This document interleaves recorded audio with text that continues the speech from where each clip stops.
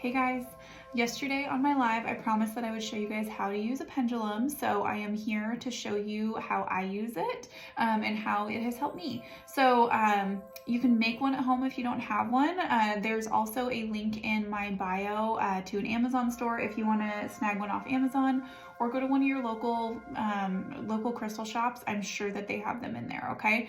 So first of all, we do the same thing that we do whenever we do any kind of card reading, any kind of energy healing, anything, and we always set our intention, right? We always set our intention and we make sure that we are protected. So I always start by saying, I only accept what is of love and light. I only accept what is meant for my highest good and the highest good of all other beings.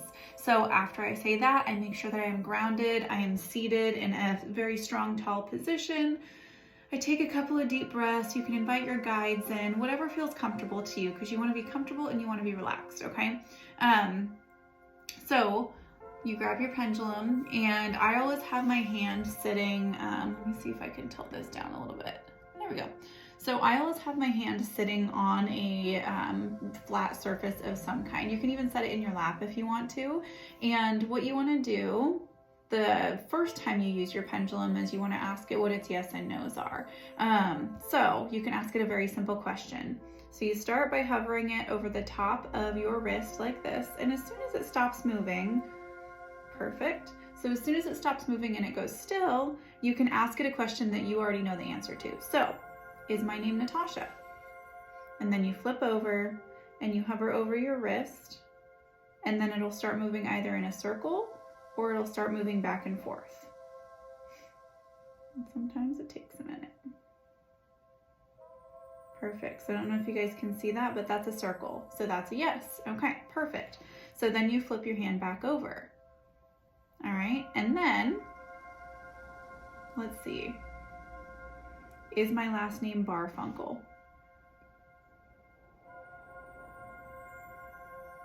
See, and it's very obviously going back and forth, straight back and forth.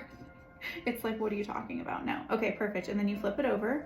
So once you get your answer, you flip your wrist right back over, okay? And then you wait for it to get still again, and then you can start asking your questions, okay? Because now you have your yes, now you have your no.